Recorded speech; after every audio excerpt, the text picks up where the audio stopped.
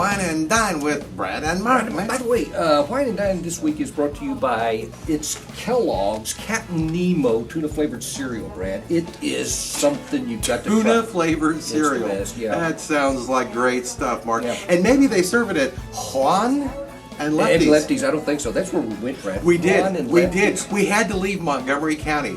We've gone to every restaurant in this county. Hey, if we haven't gone to you, give us a call. Yeah. Unless you're McDonald's, everybody knows you. Yeah, absolutely. By the way, Juan and Lefty's, Brad, is on I-45 right behind Cheddar's. It's down there by Spring. It's by where the old blimp base used to be. Exactly. Yeah. You're not going to find that blimp. But go No, ahead. Let's tell it's not in It's a there. Mexican Well, restaurant. Mexican I suggested restaurant. it because Yes. I went to Cheddar's once and I saw it right behind there and I said, why don't we do It's that? well hidden. I'm not quite sure. It doesn't seem to be a chain. We couldn't find them on the internet, at least not a site that works. And it's a nice restaurant. It visually looks good. Somebody put a little thought into it. The decor, I thought it was above average. It was upscale, I thought. Hey, for the Houston area, it was definitely above average. Oh, and you know something else that makes it above average? It's the music. It wasn't that accordion, oompa, oompa. Yeah, You know, yeah. the Polish influence in Mexico has just killed them, I think. It's really something But to it was see. good music. It's contemporary Mexican music. Beautiful. But for me, that's where it pretty much stopped, because I thought the service there was pretty marginal, Mark. Pretty marginal. Let's, I'm starting to say we came at a bad time and Brett said it was Yeah, mean.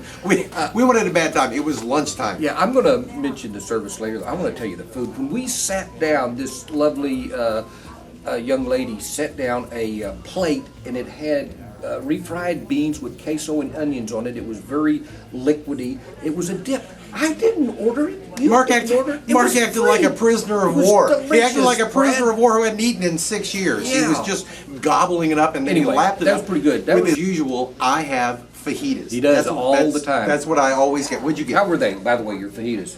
What'd you get? Okay, I got something that is called pollo. No, it's Cabo less pollo. Something like that. It was delicious, Brad. What pollo? It's polito, actually. That pollo is chicken. Polito is chicken's toes. I don't know what it is, but it is chicken. It was grilled perfectly. It was sliced. It's put on a bed of rice with crawfish and shrimp, and it was delicious. It also had a bowl of charro beans that were just terrific. I loved it. I loved the chips and all. I was impressed. Well, I was not. I got the fajitas, and at least I heard them coming.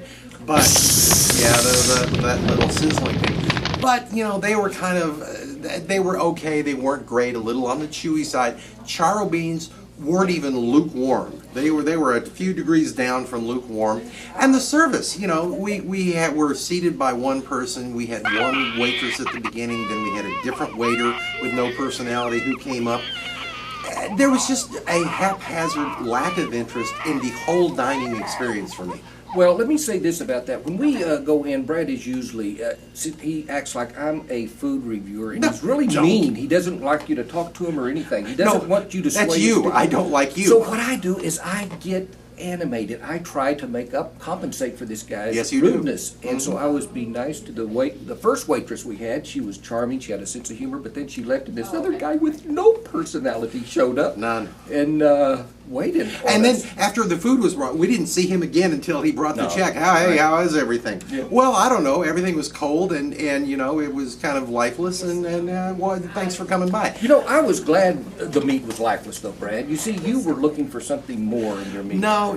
Listen, this is the Houston area.